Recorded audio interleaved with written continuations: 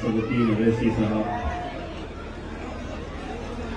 मेरे भाई जिन्होंने अपना 5 साल का दर्द जो आप लोगों के सामने बयान किया, तो मेरे हिसाब से हम सिर्फ सुन सकते हैं, लेकिन जिसके ऊपर गुजरी है वो एक एक दिन कैसे काटता होगा, एक एक दिन उनका जेल के सलाखों के बीच कैसे निकलता होगा, शायद हम इस बात का अंदाजा भी नहीं लगा सकते हैं।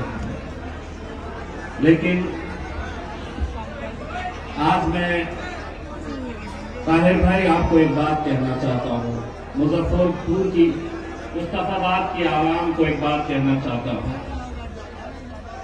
चिराग मेरे ताहिर का देखकर बड़ी मचल रही है हवा,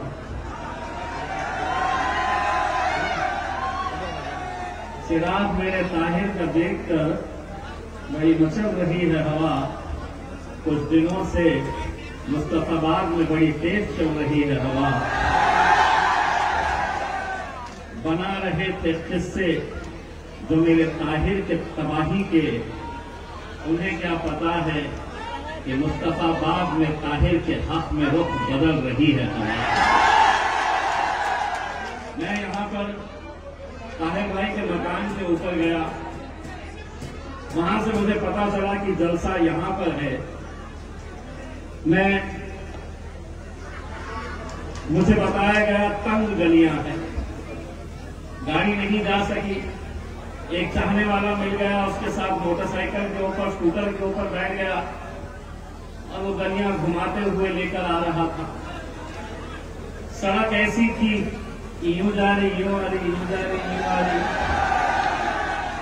मैंने उसको कहा कि कैसा, इतनी खराब सड़कें तुम्हारे पास?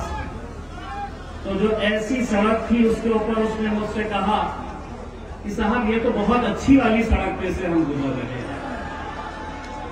अब अगर ये अच्छी वाली सड़क है तो खराब कैसी लेती है?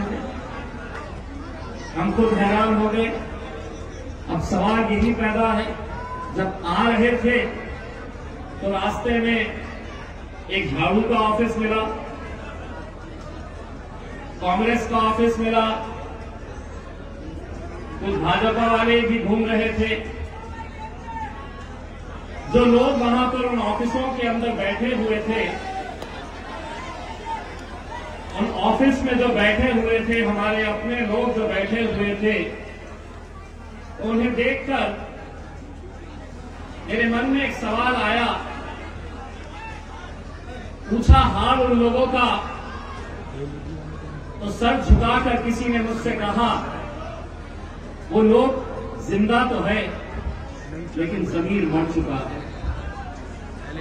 इसीलिए आज ऐसे वक्त के अंदर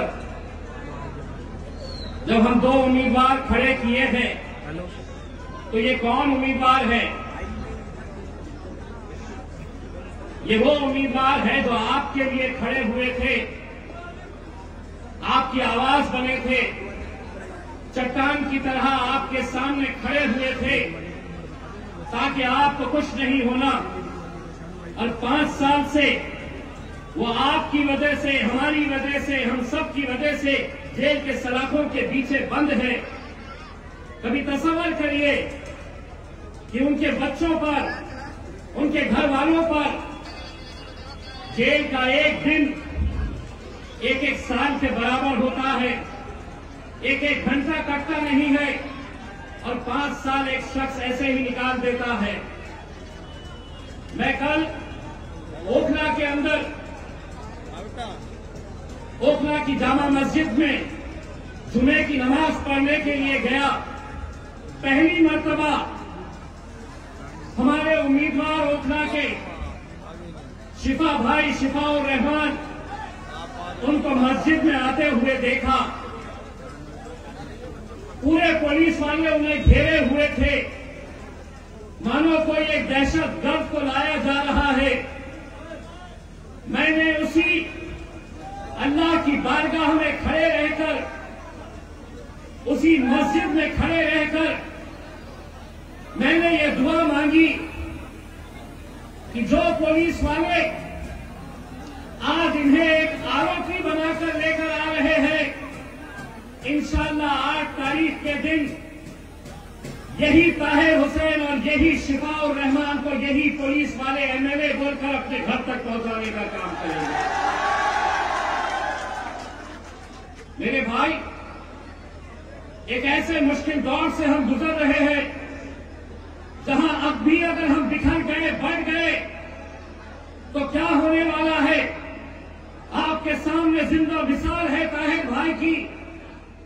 एक सियासी पार्टी से ताल्लुक रखते, महज एक आरोप की बुनियाद के ऊपर उन्हें निकालकर बाहर फेंक दिया जाता है। आरोप तक किसी पर भी लगाए जा सकते हैं, लेकिन आखिर कितने सालों तक ऐसे आरोपियों को आप जेल में बंद करके रखेंगे? कोई सुनवाई नहीं। और अगर 5 साल 7 साल के बाद अगर ये बेकसूर छुटते हैं और इंशाअल्लाह छुटेंगे, तो कौन उनका एक एक दिन वापस लौटाएगा? इसीलिए मैं कहता हूं ताहिर भाई,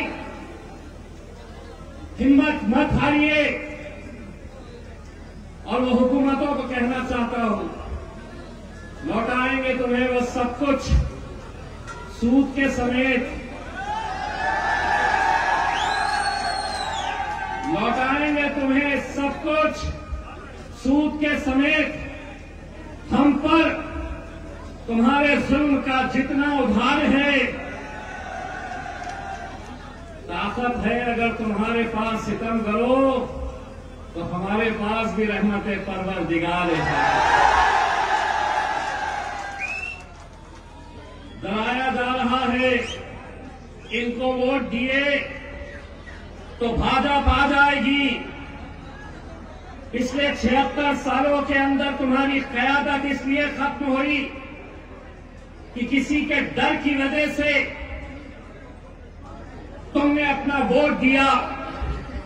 आज तय करो तुम कि मुझे ताहिर भाई को जिताना है, और अगर तुम ये तय कर लेते हैं कि ताहिर भाई को जिताना है, तो तुम तो आने वाले नहीं।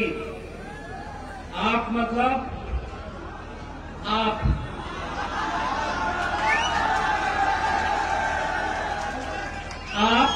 नहीं आने वाले। आपका पाप जो है ये नहीं आने वाले। आपके पाप का बाप जो है, बाप बोले तो कौन? मित्रों, वो भी नहीं आने वाले। आएगा तो इंशाअल्लाह मेरा, आएगा तो इंशाअल्लाह मेरा, जोर से बोलो, ताहिर आएगा। ताहिर भाई ने अपनी स्पीच के अंदर, अपनी तकरीर में अपनी दिल की तड़प जो थी उन्होंने बताई आपको। बड़े संजीदगी के साथ, बड़े गौर से आप लोग उन्हें सुन रहे थे। आने दीजिए, मीडिया वालों को आने दीजिए, बड़ा अच्छा लगता है उनको हम क्या बोलने वाले हैं। हमको जो बोलना है हम बोलने वाले हैं, तो सुनने दो, रिकॉर्ड करने दो। तो ताहिर भाई ने अपने दिल के जज्बात आपके सामने रखे। एक बात उनकी मुझे पसंद आई। उन्होंने कहा कि मुस्तफाबाद के अंदर एक ऐसा माहौल था जहां पर आप अलग अलग जाति, धर्म और मजहब के लोगों को एक साथ मिलकर सारे त्योहार आप मनाते थे। ये मुस्तफाबाद की पहचान हुआ करती थी। उन्होंने कहा कि न जाने किसकी नजर लगी। ताहिर भाई, मैं बताता हूं कि इस मुल्क को किसकी नजर लगी। जिसकी नजर लगी है उसका नाम है नरेंद्र दामोदर मोदी। पुलिस वाले यहां पर मौजूद हैं, मैं आप लोगों को एक बात कहना चाहता हूं। साहब, ये देश की खूबसूरती यही है कि यहां पर हर जाति, धर्म और मजहब के लोग एक साथ मिलकर रहे हैं। एक उदाहरण मैं आपको देना चाहता हूं। उत्तर प्रदेश के मुख्यमंत्री हैं। पहचानते हैं उत्तर प्रदेश के मुख्यमंत्री कौन है?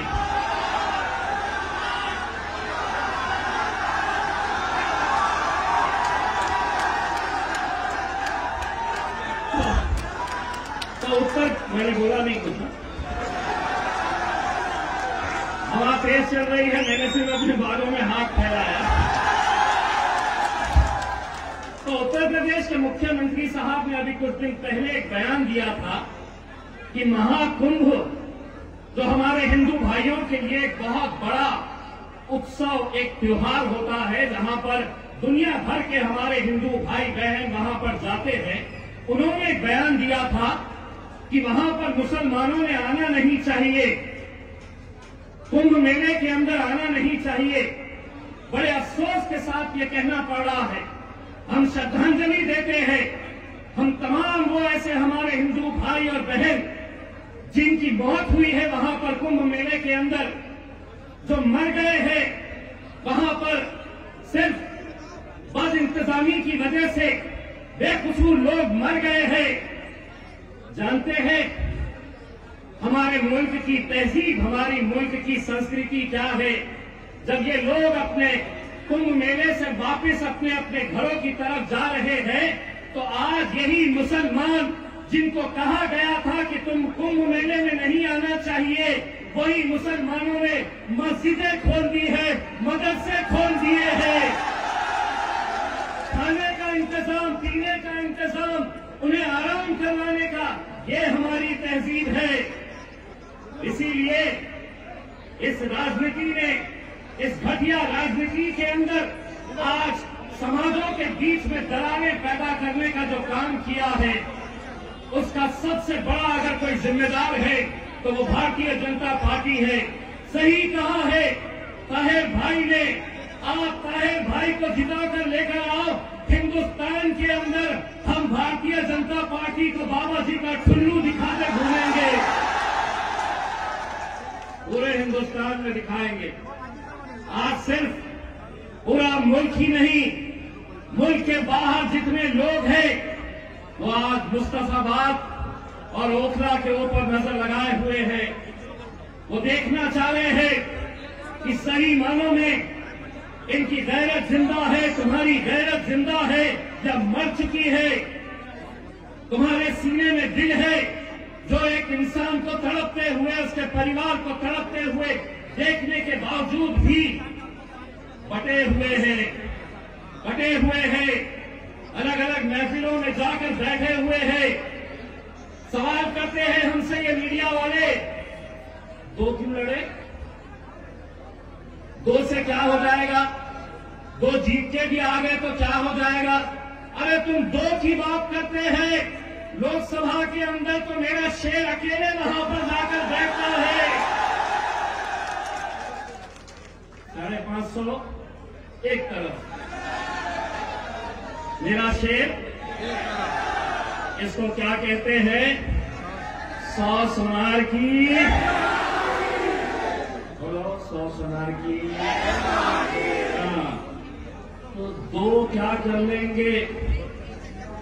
सवाल करने वालों जवाब ये भी सुन लो, जंगल के अंदर कुत्ते बिल्लियां कितने रहते हैं देखे नहीं जाते, शेरों की गिनती होती है। तो मेरा भाई, मैं आप लोगों से ये अदबन गुजारिश करने के लिए आया, मेरी माएं और बहनें जो आज घरों से सुन रही है हमें, ये इलेक्शन हमारे वजूद का है, हमारे मुस्तकबिल का है, हमारी पहचान का है, हमारी शिनाख्त का है।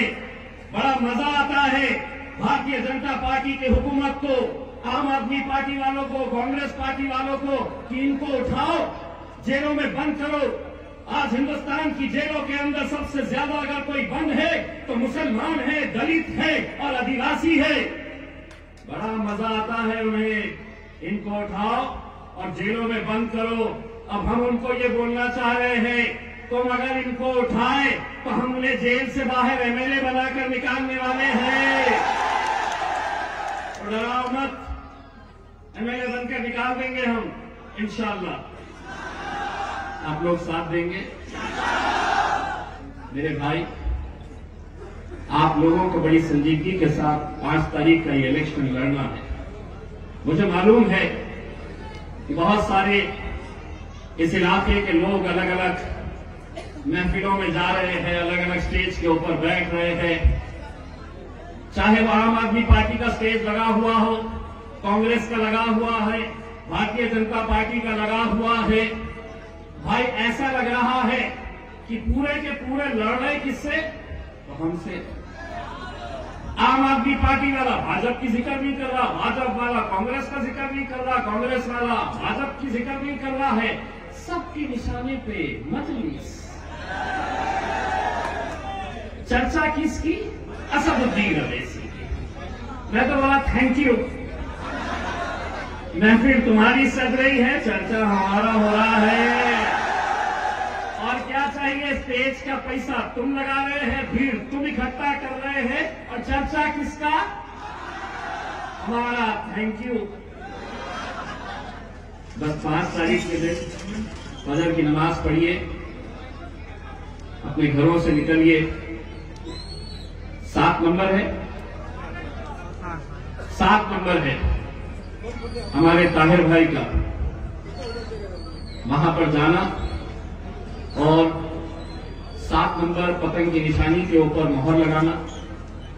उम्मीद करते हैं कि 8 तारीख के दिन जब नतीजे आएंगे, इन नतीजों का जितना बेसब्री से मुस्तफाबाद और ओखला की आवाम इंतजार करेगी, यकीन मानिए हिंदुस्तान का हर वो इंसाफ पसंद इंसान इस सीट के ऊपर नजर रखेगा। हम भी अपने शहर चले जाएंगे, 8 तारीख के दिन आपके फोन का इंतजार करेंगे, शादाब का फोन का इंतजार करेंगे कि हमारे अबू जीत गए हैं। इम्तियाज भाई बस उस फोन का इंतजार है, देखना है, सुनना है। सिर्फ जाते जाते इतना कहूंगा, ये इलेक्शन आएंगे मेरे भाई, कितने इलेक्शन आएंगे, कितने इलेक्शन चले जाएंगे, लेकिन अगर ये सीट अगर हम जीतते हैं इंशाल्लाह, और इंशाल्लाह हम जीतेंगे, तो जीतेगा तो ताहिर, लेकिन ताकत मिलेगी मेरे कायद बैरिस्टर असदुद्दीन अवैसी साहब। और वो लोगों के मुंह पर एक तमाचा पड़ेगा जो ये कहते हैं कि तुमने कैसे दंगाइयों को टिकट दे रखा है। अगर ताहिर हुसैन को और शिफा भाई को तुम दंगाई कहते हैं, तो मैं मीडिया से एक सवाल करना चाहता हूं, साध्वी प्रज्ञा सिंह कौन है? कौन है साध्वी प्रज्ञा सिंह? कैसे आरोप लगे हैं, कैसे अरविंद केजरीवाल को शराब बेचने के ऊपर, शराब की पॉलिसी बनाने के ऊपर जमानत मिल सकती है, मनीष सिसोदिया जेल से बाहर निकल सकता है, बाकी सभी लोगों को इंसाफ मिल सकता है। इंसाफ अगर किसी को नहीं मिल रहा है तो हमें नहीं मिल रहा है। क्या कानून अलग अलग है? नहीं है कानून।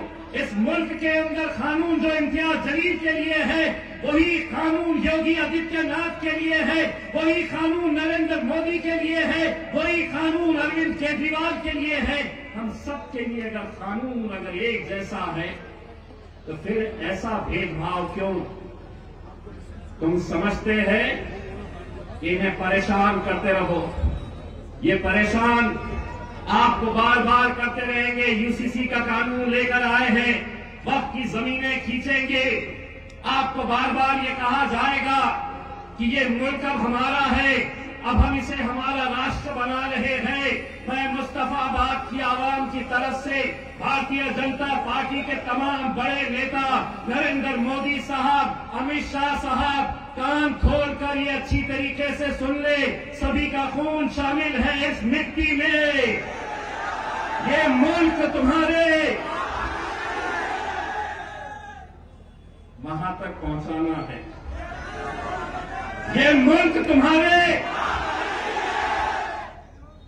मीडिया वाले देखो कल जल्दी पलटा दिए। आज बजट का दिन था, करोड़ों रुपए की घोषणाएं की गई। ताहिर भाई ने बताया कि मुस्तफाबाद के स्कूलों की हालत क्या है। मोहतरमा निर्मला सीतारमण जी, दिल्ली बहुत दूर नहीं है, ई रिक्शा में बैठ के आइए इन गलियों के अंदर, टमटम में बैठ के आइए और यहाँ के स्कूलों की हालत देखिए आप, तो हकीकत क्या है आपको समझ में आएगी। आप बड़े बड़े बातें करके, बड़ी बड़ी घोषणाएं करके चले जाते हैं। आज हमने जब मुस्तफाबाद के मसलों के बारे में हमने पूछा कि यहाँ के मसले क्या है, तो आप लोगों को भी शर्म आनी चाहिए इस बात के लिए। हमें शर्म आई है। एक एक नौजवान, एक एक बुजुर्ग, एक एक मेरी माँ और बहनों को एक गौर से सोचना चाहिए कि 76 साल हो गए हैं, आज भी हमारे मुद्दे क्या है।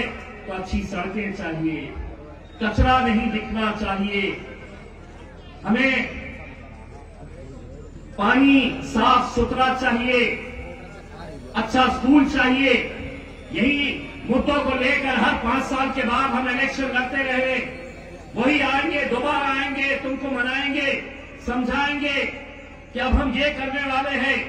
अगर ऐसी सड़कों की हालत है तो कहीं ना कहीं तुम भी उसके जिम्मेदार हो।